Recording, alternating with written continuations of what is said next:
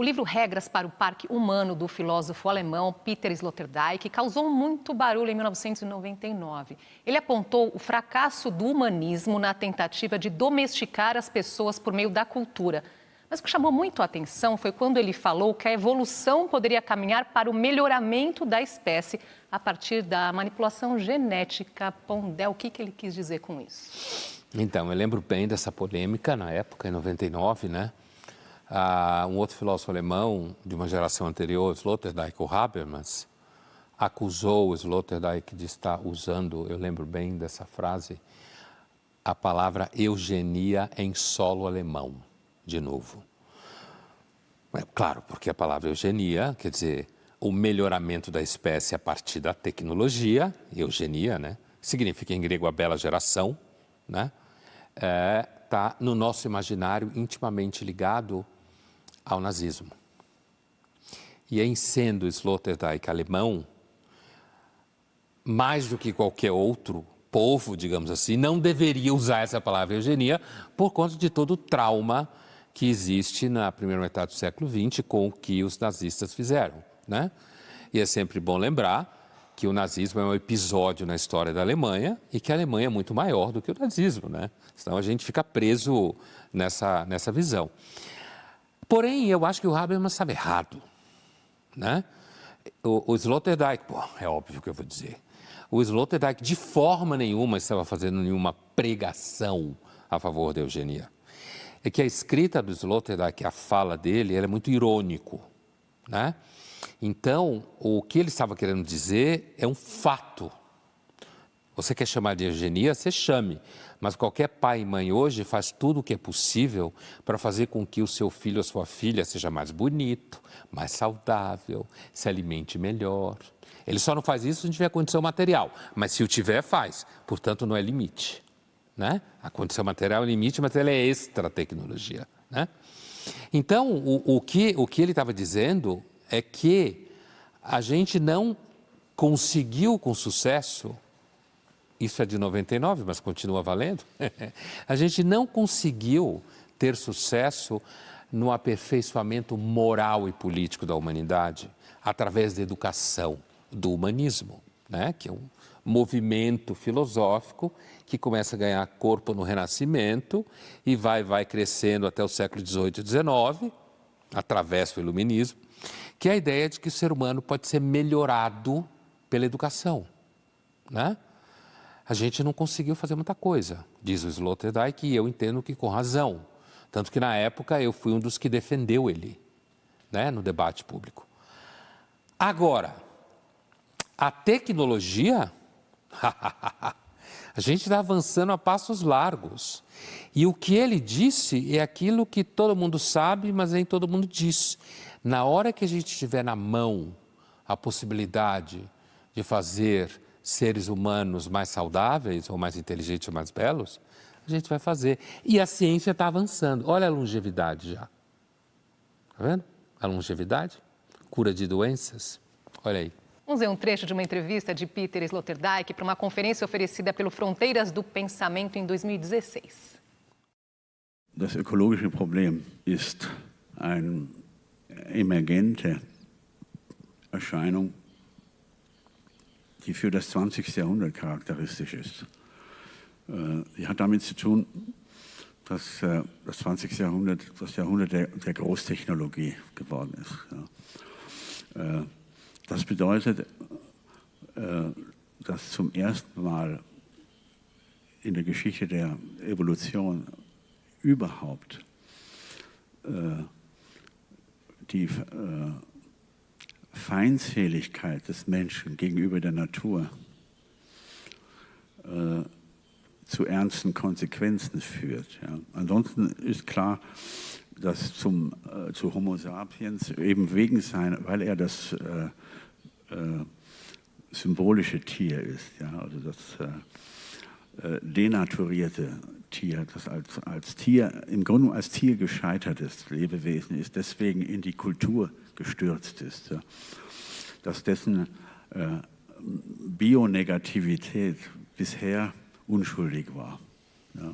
Die Natur ist zu den Menschen in der Regel immer böse genug gewesen, seine eigene Gegenbosheit zu verdienen. Ja?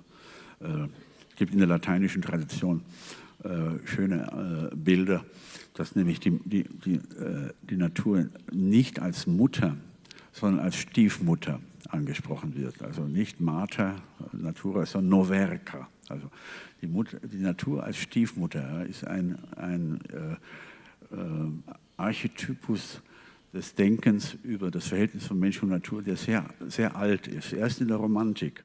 Aqui o Sloterdijk ele está falando de uma outra coisa, né? Ele está falando, começando pelo fim, ele fala que a natureza sempre foi cruel com o ser humano, o que é óbvio. Aliás, a gente falava disso no comecinho do programa, né? Ela não é confiável.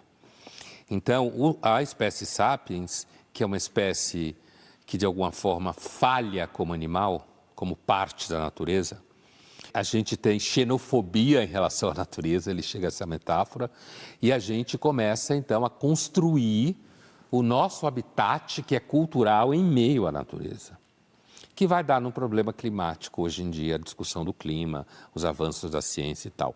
Então, o que está embaixo do que o Sloterdijk está falando aqui? A força da ciência prometeica.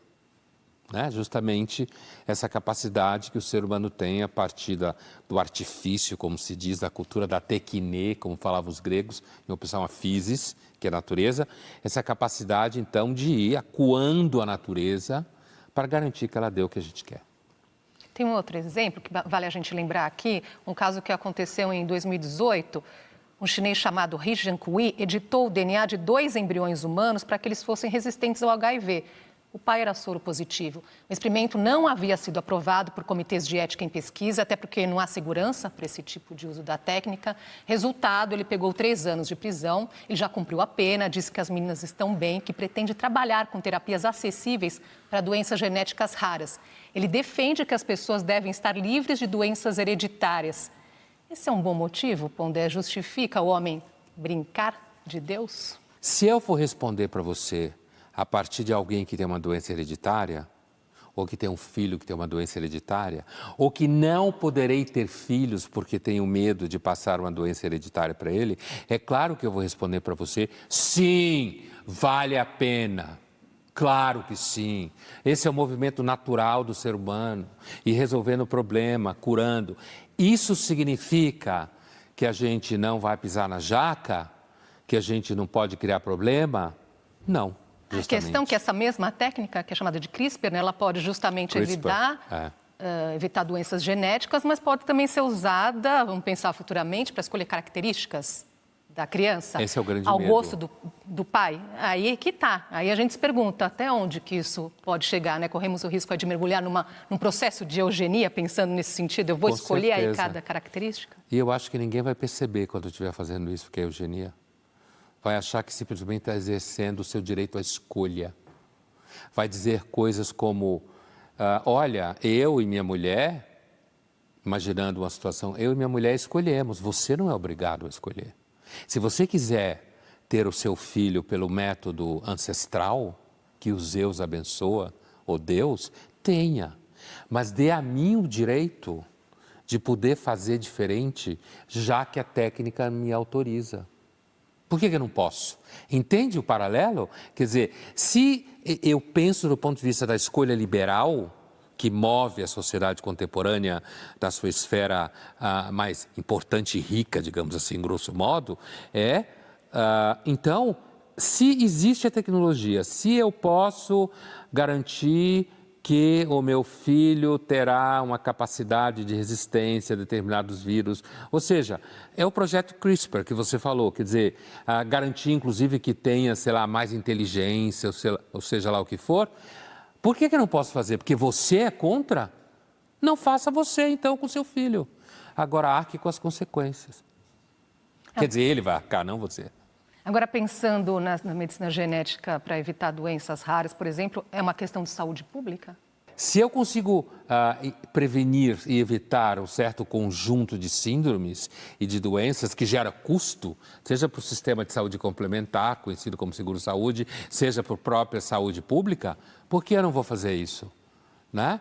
Então, a discussão, para mim, assim, claro que nós não vamos ver isso, eu tenho nenhuma dúvida que a gente vai usar isso. Nenhuma dúvida. Né? Inclusive, no caso hipotético que a gente discutia aqui de um filho que não venha a ser feito dessa forma, não vai conseguir seguro-saúde, vai ser muito caro. Por quê? Porque você resolveu ter filho ao acaso.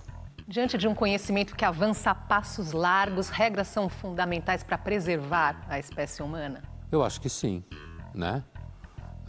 São necessárias regras para o parque humano, como fala o Sloterdijk, quer dizer, e é isso que a gente faz o tempo inteiro, né? A gente inventa regras e espera, quer dizer, a gente, os encarregados de fazê-los, né? Inventa regras, leis, normas e tal, e a gente espera que quando eles fazem isso, eles não estejam fazendo isso porque eles estão defendendo interesses escusos de determinados grupos, o que a gente nunca tem certeza em lugar nenhum, dos lobbies e tal, né? Mas sim, a gente faz regra, o que não significa que a gente não quebre lei, ora lei, né? A gente faz regra, é necessário e a gente quebra, mas isso não significa que a gente não deve tentar fazer regras.